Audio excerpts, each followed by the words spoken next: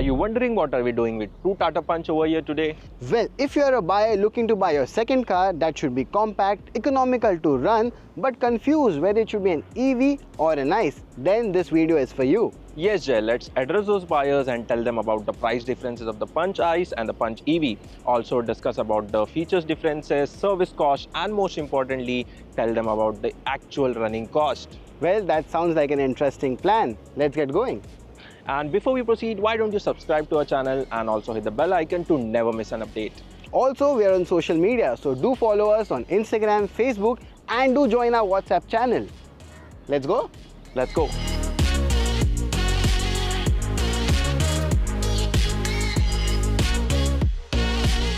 Let's start with the design first, Jay. Now, the Tata Punch EV inherits the new design philosophy of Tata, as we have seen with the Nexon EV, and this is the exact same thing which sets it apart from the standard Punch. And you know what, I really like the LED setup on the Punch. These connected LED DRLs, they get this very quirky welcome and goodbye function. And also the grille, unlike the Punch which gets a gloss black and chrome grille, Tata has actually preferred to keep the grille fully body colored because of course there's no grille and there's fully body colored element here. Also, if you have noticed, the charging port is now on the front fender, unlike the previous Tata cars which had the charging port on the rear fender.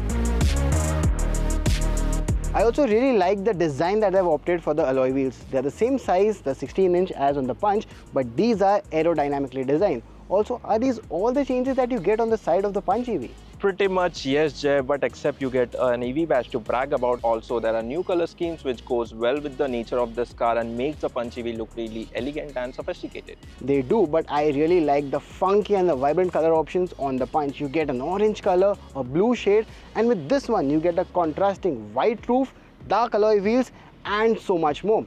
How many special editions does the Punch EV get? None as of now. Now, Jay, I'll be honest, looking at the redesigned front, I expected the same treatment at the rear as well, but Tata has kept it untouched and offered the same wraparound LED tail lamps as the standard Punch.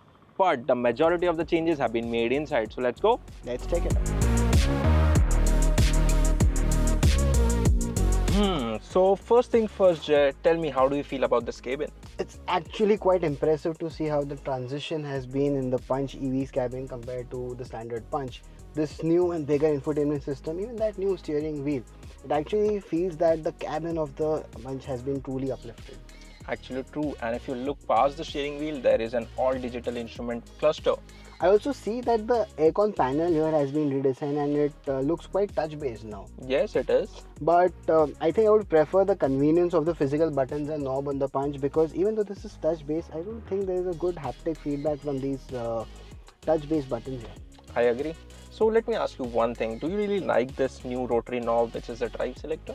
Well, I really like the size of it and the thing that's quite illuminated, and the legibility of all the fonts, the P, R and all the characters is quite legible. But tell me one thing, Haji, how convenient is this rotary dial against the gear lever, easy to use on the daily basis? Now on paper, this is a very good upgrade. We have seen this with the Nexon EV Max, if you remember, but in my daily driving experience, it is quite hassle to use this because at times it is slow to respond. The shifts are not as quick as I would like. But if you are past that learning curve, you will soon forget about it. Also, are you noticing the lighter and roomier cabin of the Punch EV because of this wide seat upholstery? One thing, it also gets cool seats. Press that button on the left. Okay, I'll give you that. The black upholstery and the full black cabin of the Punch does look good, but this one feels much more premium. So if you have noticed one thing, there's no transmission tunnel, and because of that there's no hump here. And let me tell you one fun fact, your Punch and my Punch, the Punch ICE and the Punch EV have the same ground clearance. Exactly the same. Exactly the same. Then where is the battery pack placed? You think it is under the floor? No, it is placed on the floor because of the new architecture. Oh, that's actually quite interesting. But then that brings me to the space here. As compared to the petrol Punch that I'm used to seating, I can see that I'm actually seated quite a bit knees up here. I guess that's the difference when the battery is placed on top of the floor instead under the floor. I agree. Also, there are a few omission of features like there's no rear AC vents. Also, they have completely missed to provide the USB charging port, and also this armrest is there, but there's no cup holder. And one more annoying feature which I feel is absence of the load sensor in the rear seat. So even if you're not seated here, these seats will keep buzzing. That's actually quite irritating. Yes, it is. Now that you're familiar with the cabin, let me take you to the drive. Let's go.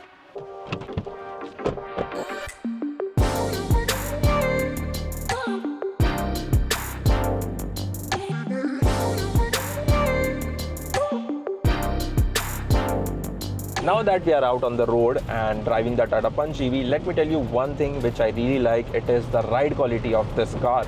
Now it is slightly heavier and it still rides on the 16-inch alloy wheels. Now let me tell you one thing about the steering wheel. It definitely looks cool with this illuminated logo and twin spoke design, but it definitely does the purpose.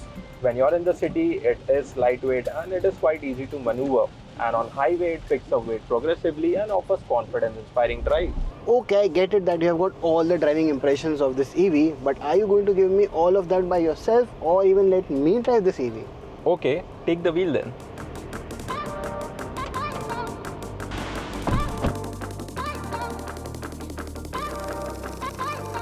Okay, so we are off. I see city written in this instrument cluster and I assume that this is the default mode in which the Punch EV starts. Actually, yes, you get three different modes: city, eco, and there's wait, check this out. Sport drive mode activated. That actually speaks out sport mode activated. And if range wasn't ever a concern, I would drive this Punch EV only in the sport mode. So now that we are driving in the economy mode, I can see that the throttle response are really very dull, and this is something which not people would enjoy driving on their daily commutes. But this is really helpful when you're trying to save battery, when you're running very low on battery. And about the city mode, I think that is one mode which most of the people will find themselves driving in both city as well as highway commutes. But if you really want to tickle that enthusiast in you, I think I will go back to the drive mode that you had set me up in. That's sport drive mode, and this is really very fun to drive.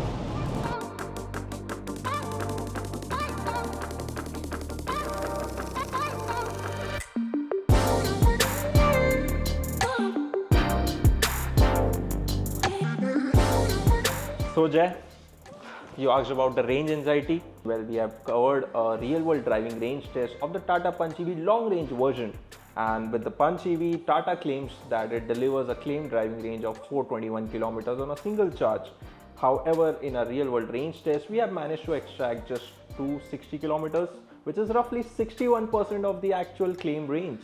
Now that's a significant difference between the real world range versus what they have claimed. I'm sure that it won't be as dull as the Punch Petrol. So the Petrol Punch has a claimed mileage of 18.82 kilometers to a liter. But here's the catch. When we tested the Punch Petrol, it delivered a combined city and highway efficiency of 14.29 kilometers. That means you have a driving range of 529 kilometers on a full tank of 37 liters of fuel. Wow, that's impressive. Now let's quickly check the running cost of the Punch EV and the Petrol Punch. The Punch EV has a battery capacity of 35 kilowatt, whereas the Punch Petrol can tank up 37 liters of petrol. The real world range of the EV is 260 kilometers, while that of the petrol is 529 kilometers. Now let's get to the cost per unit or the cost per kilometer. With the Punch EV, the cost is rupees 1 or lesser if you charge it using a home charger, which has a cost of up to 6 rupees per kilowatt. And if you use a commercial or a fast charger, the cost will go up to 2 kilometers per kilometer. That is, if you get 15 to 20 rupees per kilowatt. As for the petrol, the calculation is very simple. With petrol prices hovering at around 103 rupees, the cost per kilometer is significantly high at 7 rupees. Now after the running cost, one very interesting thing that comes to my mind is the charging infrastructure, the problem that people, especially the EV owner, faces in course of their ownership. Actually, yes, so let's dive in that. While electricity is cheaper compared to petrol, but when it comes to charging cost, it may vary depending on the charger, type of charger you use, or the charging cost. Now there's one more important factor to consider, which is charger availability. Unlike all the petrol stations that we can find at every corner, finding a functioning EV charger is still a challenge. And even if you manage to locate one, there's always an anxiety of finding one functioning or a charger that is not occupied.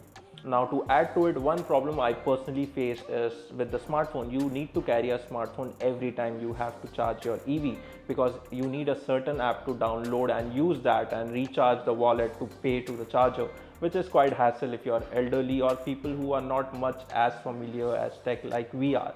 And more to that, there are so many charging networks that keep up every single day. So every charger that you visit, it would be of some different company, Tata Power, Magenta, Pure EV charger. But there is no one single app that has integrated all these chargers. So every time you spot a charger, download a new app, and that truly creates a new level of hassle. Yeah, I agree.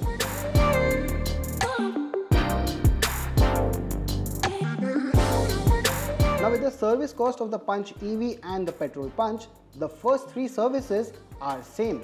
The service interval is at 1500, 6500 and 15,000 kilometers, and both the cars involve paying only for the consumables. In fact, the major services after these are also similar.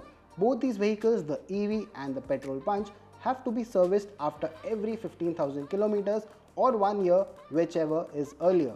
Now the game here is all about the service cost.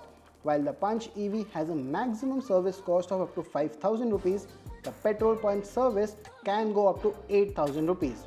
That's a yearly expense of 3,000 rupees more.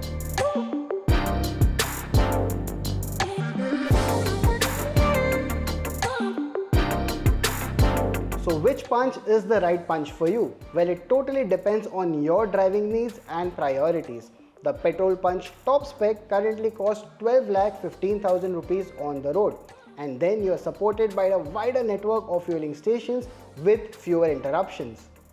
However, Jay, if you are environmentally conscious and want to save fossil fuels, then switching to an EV would be a great decision. Now, the Punch EV packs in more features, modern features in fact, and costs significantly less when it comes to running costs. However, we cannot neglect the fact of lack of charging infrastructure and the range anxiety, which is going to be an issue in day-to-day usage. Also, there one thing to note, the Punch EV costs rupees roughly 4.3 lakh more than the standard Punch Ice, even though they are of the same size. So this is one con that you will bear upfront. So these are all the factors that you should account to before buying an EV or a petrol car. What do you want to talk about next? Hybrid? Diesels? Actually, you should let us know in the comments what you want to see next.